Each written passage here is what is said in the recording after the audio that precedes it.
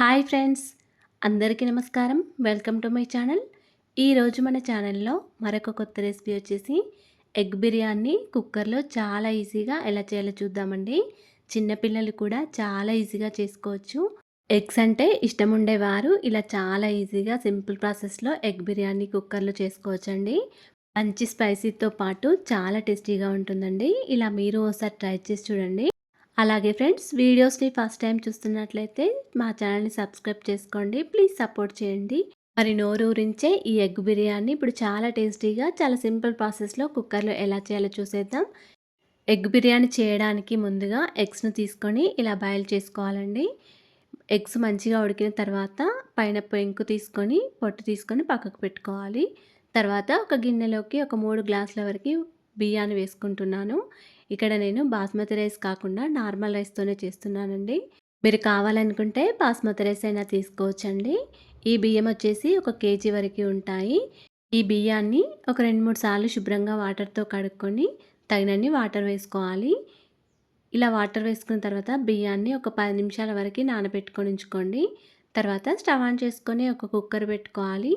కుక్కర్లో చేస్తున్నాను కాబట్టి ఇక్కడ నేను కుక్కర్ పెట్టుకున్నానండి. మీరు కావాలనుకుంటే గిన్నెలో అయినా చేసుకోవచ్చు.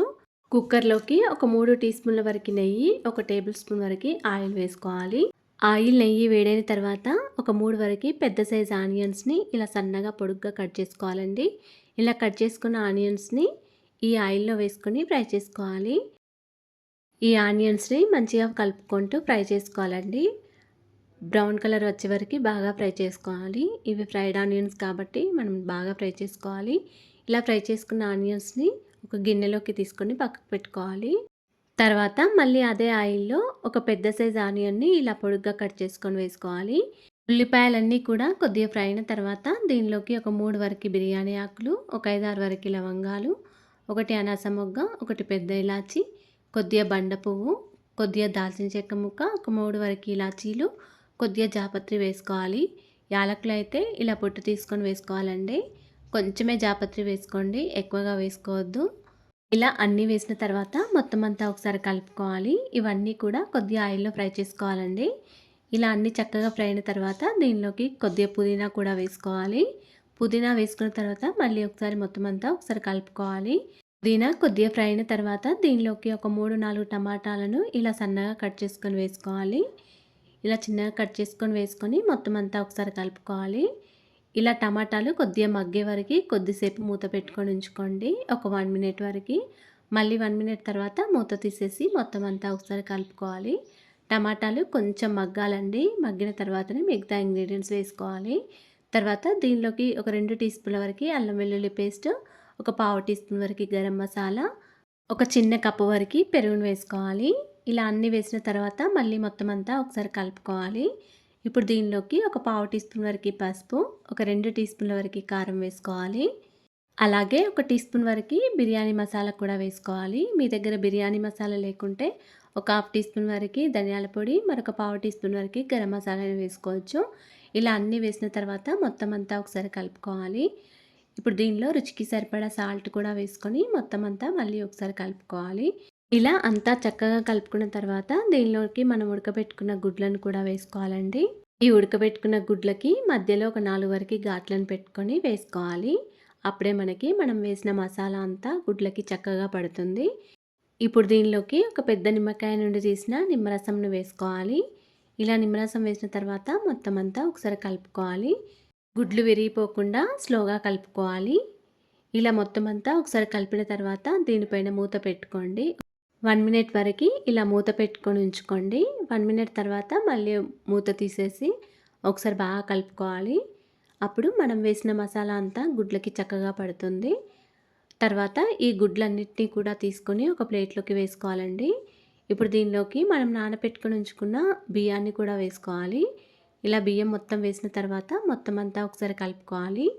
మనం వేసిన మసాలా అంతా కూడా బియ్యంలో కలిసే విధంగా బాగా కలుపుకోవాలి. తర్వాత దీనిలోకి మనం ఏ గ్లాస్తో అయితే బియ్యాన్ని తీసుకున్నామో అదే గ్లాస్తో ఒక 4 గ్లాసుల వరకు వాటర్ వేసుకోవాలి. ఇక్కడ కుక్కర్లో చేస్తున్నాం కాబట్టి 3 గ్లాసుల బియ్యానికి 4 గ్లాసుల వరకు వాటర్ వేసుకున్నానండి. ఈ ఎగ్ బిర్యానీ కుక్కర్లో కాకుండా గిన్నెల్లో చేసుకున్నట్లయితే 3 గ్లాసుల బియ్యానికి ఒక 5 గ్లాసుల వరకు వాటర్ వేసుకోవాలి. ఇలా వాటర్ వేసిన తర్వాత దీనిలోకి పొడుగ్గా కట్ చేసుకున్న పచ్చిమిర్చి ఒక 3 వరకు వేసుకోండి. తర్వాత కొద్దిగా కొత్తిమీర, ఫ్రైడ్ ఆనియన్స్, అలాగే మరొక 2 టీ స్పూన్ల వరకు నెయ్యిని కూడా వేసుకోవాలి. ఇలా అన్నీ వేసిన తర్వాత మొత్తం అంతా ఒకసారి కలుపుకోవాలి. మనకి బియ్యం అనేవి కొద్దిగా నానాయి కాబట్టి ఇక్కడ 3 గ్లాసుల బియ్యానికి 4 గ్లాసుల వరకు వాటర్ వేసుకున్నానండి. బియ్యాన్ని నానబెట్టుకోకుండా ఉంటే మరొక హాఫ్ గ్లాస్ వరకు వాటర్ ఎక్కువగా వేసుకోవాలి. ఇలా వాటర్ వేసుకున్న తర్వాత ఎగ్స్‌ని కూడా వేసుకోవాలండి పైనుంచి. ఇలా పైనుండి ఎగ్స్‌ని వేసిన తర్వాత కుక్కర్ మీద మూత పెట్టుకొని ఒక విజిల్ వచ్చిన తర్వాత స్టవ్ ఆఫ్ చేసుకోండి. ఇక్కడ కొద్దిసేపు బియ్యాన్ని నానబెట్టుకొని ఉంచుకున్నాను కాబట్టి ఒక విజిల్ వచ్చే వరకే స్టవ్ ఆఫ్ చేసుకున్నానండి. మీరు ఒకవేళ బియ్యం నానబెట్టుకోకున్నట్లయితే 2 విజిల్స్ వచ్చే వరకు ఉంచుకొని స్టవ్ ఆఫ్ చేసుకోండి.